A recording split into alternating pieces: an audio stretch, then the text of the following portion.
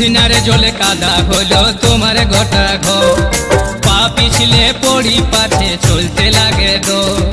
উঠনারে জলে কাদা হলো তোমার গোটা ঘর, পা পিছলে পড়ি পাছে চলতে লাগে গো। তোমার ঘরের মাঝায়